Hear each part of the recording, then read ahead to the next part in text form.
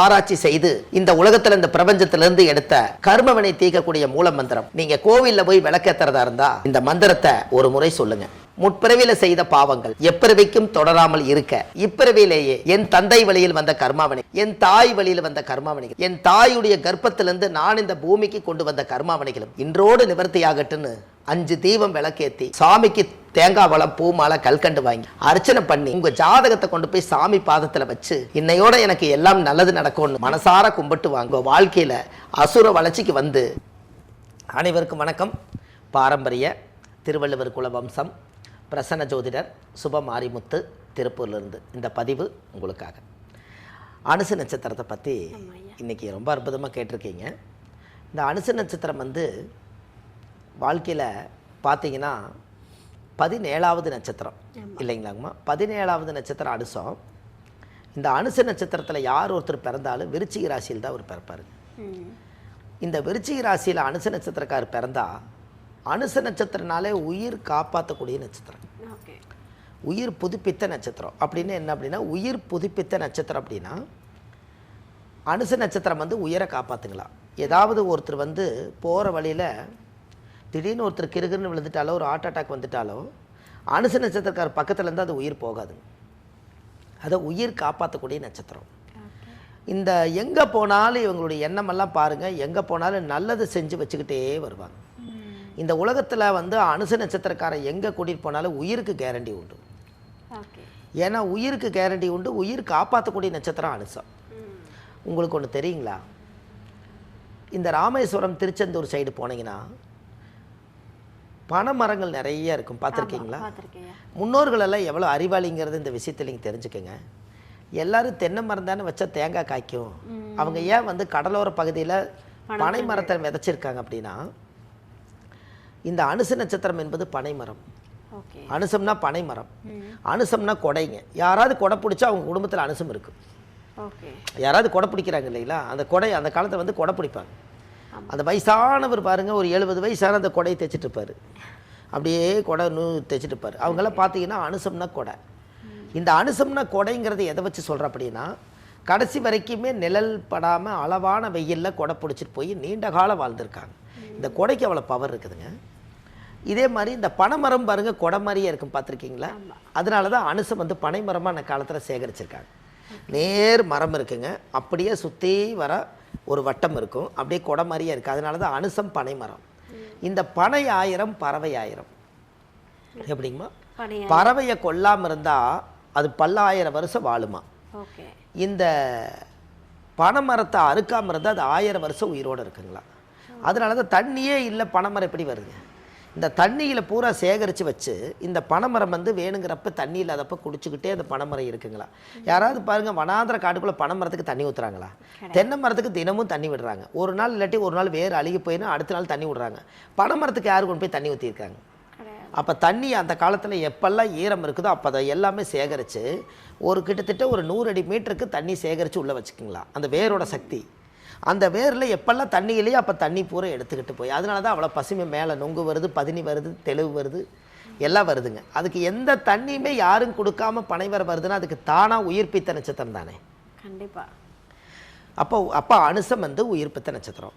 இதில் முன்னோர்கள் அந்த காலத்தில் என்ன பண்ணிக்கிறாங்கன்னா, கடலோர பகுதியில் இந்த பனைமரத்தை பூராமே விதைச்சி வச்சதுனால பனைமரம் நட்ட வச்சுருப்பாங்க. இந்த பனைமரத்துடைய ஓலை பார்த்தீங்கன்னா ஈக்கியாக இருக்கும், பார்த்துருக்கீங்களா? ஊசி ஊசியாக இருக்கும், முள்ளு முள்ளாட்டு இருக்குங்க தூரத்துலேருந்து பார்த்தா. கரெக்டு தானேங்க? அப்போது இந்த கடலோர பகுதியில் இருக்கிறவங்க கடல்லேருந்து ஒரு சூறாவளி காற்று கிராமத்தை அழிக்கிறதுக்காக வருங்களாம். மாதம் அது சூறாவளி காற்றெல்லாம் வருதுன்னு சொல்கிறோம் இல்லைங்களா. இந்த சூறாவளி காற்று வந்துச்சுன்னா அந்த கிராமத்தை அழிக்கிறதுக்காக அந்த காற்று வரும்போது இந்த பனைமரம் குறுக்க வச்சுக்கிறனால இந்த சூறாவளி காற்று அந்த அந்த கண்ணுக்கு தெரியாத காற்று போய் இந்த பனைமரத்தில் மோதிச்சுன்னா, இந்த மோதின உடனே இந்த காற்று, கண்ணுக்கு தெரியாத காற்று அங்கேயே உடஞ்சி இந்த கிராமம் தப்பிச்சுக்குமா.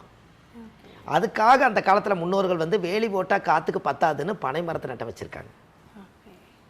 புரிஞ்சுக்கலாம். அப்போது எத்தனை உயிர் அந்த காற்று காப்பாற்றிடுச்சு பார்த்தீங்களா. அதனால தான் உயிர் காப்பாற்றக்கூடிய ஒரே நட்சத்திரம் அனுச நட்சத்திரம். ஒரு ஆம்புலன்ஸில் எடுத்துகிட்டு போகும்போது எனக்கு ரொம்ப முடியலைங்க, நான் ஏதாவது எனக்கு ஒன்று ஆயிருமோன்னு நினச்சி பயமாக இருந்தால் அனுச நட்சத்திரக்காரை வந்து ஆம்புலன்ஸில் கூட்டிகிட்டு போய் ஆஸ்பத்திரிக்கு அந்த பேஷண்ட்டை சேர்த்தும் போது அனுச நட்சத்திரக்காரர் கூட போனால் அந்த அந்த அந்த பேஷண்ட்டை இறக்க மாட்டாருங்க. ஏன்னா உயிரை காப்பாற்றக்கூடியவரே பக்கத்தில் இருக்கும்போது உயிர் போகாது. அப்படின்னா இதெல்லாம் அந்த காலத்தில் நம்ம தெரிஞ்சு வச்சுக்கணும் இல்லைங்க. அப்போ அனுச நட்சத்திரக்காரை வந்து அந்த காலத்தில் பக்கத்தில் வச்சுருந்தாங்கன்னா அவங்களுக்கு உயிருக்கு கேரண்டி இருக்குதுங்களா? ஒன்றுமே இல்லைங்க, மனுஷன்தான். ஆனால் அதோட அதுகிட்ட உடம்புல வாழ்கிற நட்சத்திரம் இதை எடுத்துக்குதுங்கண்ணே.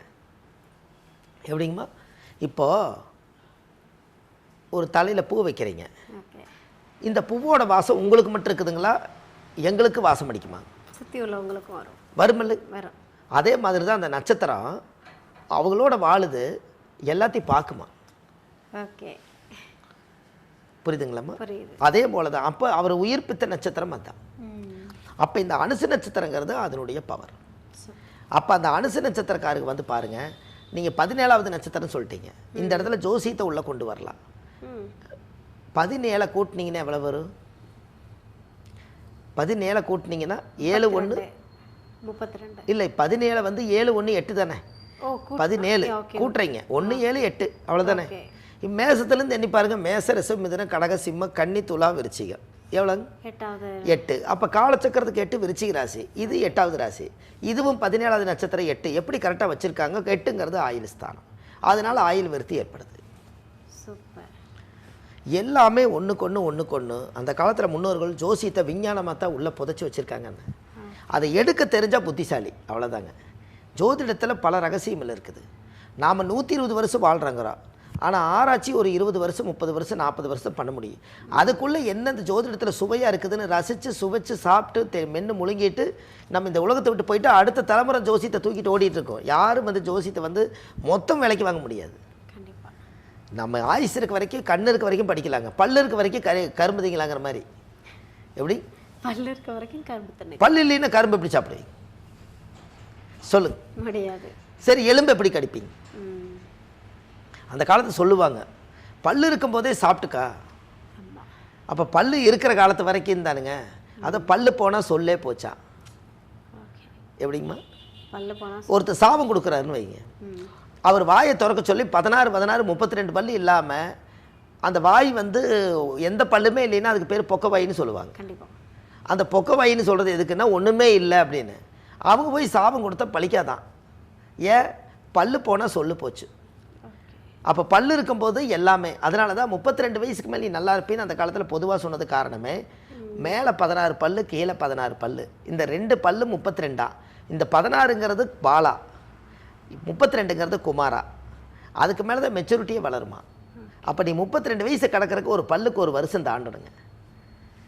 என்னங்கம்மா? அப்போ இதெல்லாம் அந்த காலத்து பழமொழியெல்லாம் இன்றைக்கி இதெல்லாம் சொல்கிறதுக்கு ஆட்கள் இல்லாமல் போச்சுன்னா, நான் தான் சொன்னங்களே, சொல்லாத காதல் செல்லாமலே போயிருன்னு. எல்லாமே எனக்குள்ளேயே போயிருச்சுன்னா என்னையோடவே போயிருங்க.